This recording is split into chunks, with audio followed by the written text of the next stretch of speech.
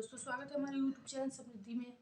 मैं आप लोग के साथ प्रीति तिवारी। दोस्तों, आप लोग कई वीडियो ऐसे देखते होंगे लोगों के कि जिसमें तंत्र मंत्र टोटका बता के तुरंत पैसा पाना, तुरंत नौकरी पाना, ऐसे बहुत सारे उपाय बताते होंगे। तो आपको नौकरी पैसा तो मिले या ना मिले ये मैं नहीं जानती हूँ, लेकिन एक बात आप लोग को कन्फर्म लिख करके ज़रूर बता दूंगी कि इसका भुगतान आप लोग को बहुत भारी करना पड़ेगा। इसलिए मैं हर वीडियो में आप लोग को बताती हूँ कि तंत्र मंत्र टोटका का सहारा मत लीजिए। अपनी श्रद्धा, अपनी आस्था, अपनी पूजा, अपनी आत्मा, अपनी शुद्धता पे विश्वास रखिए कि आप लोग को यदि अभी कोई परेशानी है तो भविष्य में नहीं, जब भी हो दूर जरूर भगवान करेंगे, यदि आपका विश्वास है तो। क्योंकि मानिए तो देव नहीं तो पत्थर। यदि आपका भगवान में विश्वास है, विश्वास से किया गया कार्य कोई खाली हो ही नहीं सकता दोस्तों। देर होता है लेकिन होता जरूर है। इसलिए आप लोग अपने आप पर विश्वास रखिए, अपने कर्म पर विश्वास रखिए।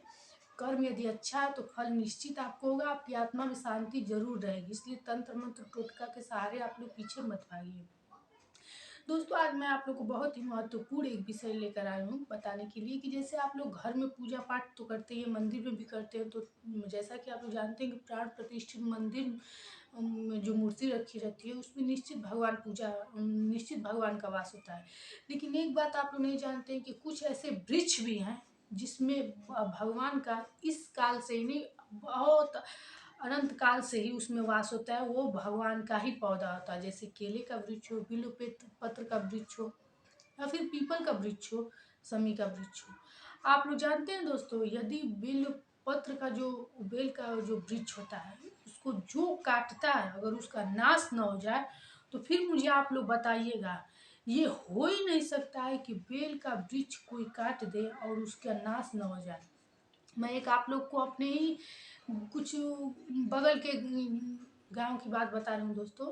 उन्होंने सिर्फ झगड़े में था वो वृक्ष, और वो सोचे कि उस वृक्ष को मैं काट दूं और उसका जगह ले लूं। अभी उस वृक्ष पर वो लगाए ही थे हथौड़ा, और हथौड़ा लगा के जैसे मान लीजिए कि झगड़ा होने लगा कि नहीं काटना है, नहीं काटना है। और थोड़ी देर बाद वो बस रोड क्रॉस कर रहे थे, अपने ही बगल का रोड, कोई ऐसा आने जाने वाला रोड नहीं था, उनका दोनों पैर कट गया दोस्तों। यदि आपको विश्वास नहीं होगा तो आप लोग किसी बुजुर्ग से पूछिए, गीता में पढ़िए, बिल्व पत्र के वृक्ष में बहुत शक्ति होती है। उसका कभी भी यदि आपके घर उग गया है तो उसको काटने की कोशिश मत कीजिएगा। पीपल का वृक्ष जो होता है दोस्तों, छोटे छोटे कभी देखेंगे इसी तरह द्वार वार पे या छत वत पर कभी भी छोटे छोटे उग जाते हैं। तो जब वो छोटे रहते हैं तभी आप लोग को दिन देखकर, जैसे शनिवार को नहीं, मंगलवार को नहीं, जैसे बुधवार को, शुक्रवार को किसी दिन उसको निकाल देना चाहिए। क्योंकि वो भी जब बड़ा हो जाता है तो उसको निकालने में बहुत नुकसानदेह होता है। यहाँ तक कि वो जब छोटा भी रहता है तो हम लोग की मम्मी हम लोग को नहीं निकालने देती है, अपने निकालने देती है। क्योंकि पीपल में सदैव विष्णु भगवान का वास होता है। और कहा जाता है ना, वो कहते हैं कि वृक्षों में मैं देव हूँ। तो इसीलिए दोस्तों, कभी भी पीपल के वृक्ष, ये बिल्वपत्र का वृक्ष, केले का वृक्ष, समी का वृक्ष, तुलसी जी का पौधा, ये सब वृक्ष में साक्षात देव देवी का वास होता है। इसके साथ आप लोग कोई खिलवाड़ मत कीजिएगा। अब मैं आ रही हूँ दोस्तों, बात ये बताने वाली हूँ कि आप लोग यदि किसी बहुत समस्या से परेशान हैं, लक्ष्मी, चाहे वो धन हो, चाहे संतान हो, या फिर गृह क्लेश हो, किसी भी समस्या से परेशान है, तो शनिवार के लिए मैं आप लोग को एक उपाय बताती हूँ। इसमें कोई संशय नहीं है। मैं तो आप लोग को जो भी बात बताती हूँ अपनी गीता में लिखी हुई, या रामायण द्वारा, या फिर अपने वेदों द्वारा बताती हूँ। मैं कभी इधर उधर की बातें तो पढ़ती नहीं हूँ। तो एक चीज लिखा है दोस्तों कि आप धूप मत जलाइए, महंगे प्रसाद मत लीजिए, दान मत दीजिए, लेकिन यदि आप मन से याचना कर दें भगवान के सामने, दुनिया की कोई शक्ति नहीं होगी दोस्तों कि जो आपकी मनोकामना पूरी होने में रोक दे, या फिर कोई आपको बाधित कर सके। यदि आपका आत्मा से कोई आवाज निकल जाए भगवान के सामने तो यही मैं आज बताने वाली हूँ कि जैसे कि आप शनिवार को अगर शनिदेव की पूजा करने जाते हैं तो जैसे वो तो सूर्योदय के थोड़े पूर्व जाना पड़ता है।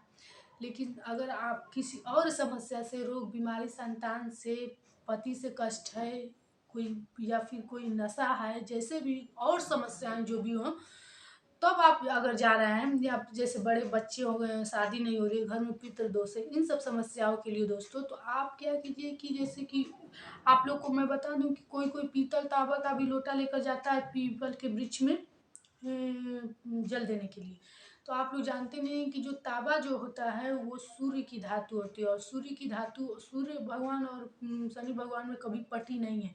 इसलिए आप कभी भी ये गलती न करें, वो धातु मत यूज करें तांबे का।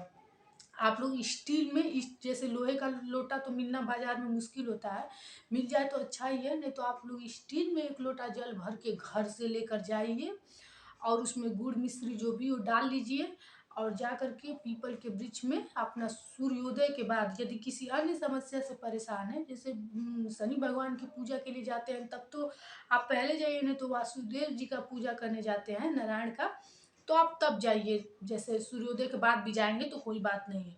और 1 लोटा जल दे करके बस उस वृक्ष के सामने खड़े हो जाइए, और वृक्ष के सामने आपको जितनी भी आपका दुख हो, दर्द हो, जो भी परेशानी हो, खूब कहिए, तब तक कहिए जब तक कि आपकी बातें पूरी हो के मन शांत ना हो जाए, तब तक कहिए दोस्तों। और उसके बाद क्या कीजिए कि जहाँ आप जल दिए हैं बस उसी की गीली मिट्टी अपने माथे पर लगा के सीधे अपना वापस चले आइए।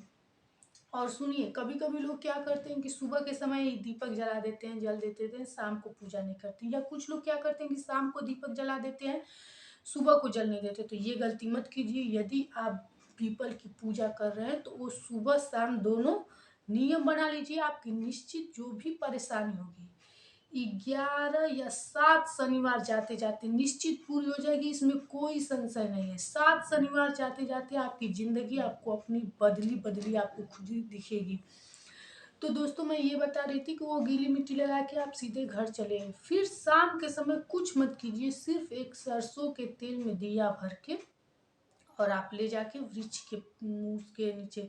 और सुनिए, बाती जो इसमें लगाइएगा वो सूती कपड़े का लगाइएगा, क्योंकि मैं रुई क्या, ये सब इस समय की बातें हैं।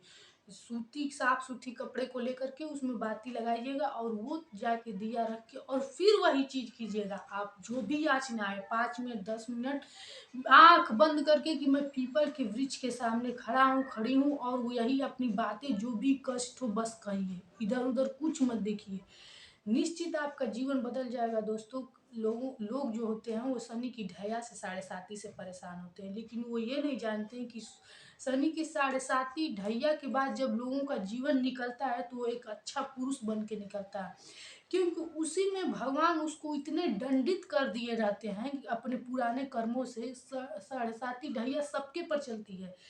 किसी का ऐसा जीवन नहीं कि उसके जीवन में कभी ये दिन ना आए, लेकिन जो लोग अच्छे कर्म किए रहते हैं उनके पर आती है चली जाती है, उनको पता भी नहीं चलता है। इसीलिए आध्यात्मिक लोगों को होना बहुत जरूरी है और सत्कर्म करना बहुत जरूरी है। लेकिन जो लोग गलत कार्य किए रहते हैं तो जानते ही है, न्याय के देवता शनिदेव हैं।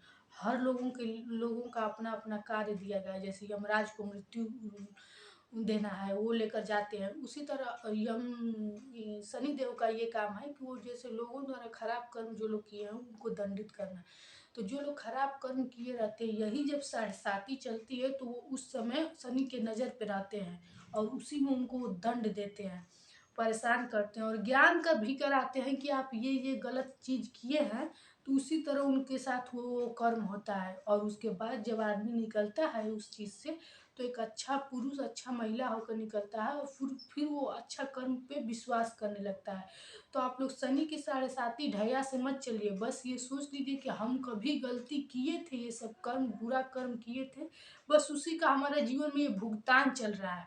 तो आप लोग डरिए मत, बस ये शनि भगवान का जा कर के जल दिया कीजिए, पूजा किया कीजिए, और अपनी याचना कर देंगे तो आपका जो भी है समय अच्छा से कट जाएगा, अगर शनि 7.5 और ढैया हो तो। और यदि आप किसी दूसरी समस्या से परेशान हैं तो मैं जो विधि बताई हूँ वो आप लोग विधि कीजिए, निश्चित आप लोग की समस्या खत्म हो जाएगी। इसमें कोई मतलब कि दो राय नहीं है कि जैसे मैं कोई आप लोग को बात बताती हूँ तो ये बात उसमें रह ही नहीं जाता है कि मेरी जो भी आराधना हो पूरी नहीं हो। निश्चित रूप से वो आपकी पूरी होगी, क्योंकि दोस्तों आप लोग शायद नाम सुनेंगे, एक रावण संहिता का किताब है, उसमें जो भी अक्षर है वो सिद्ध किया हुआ है।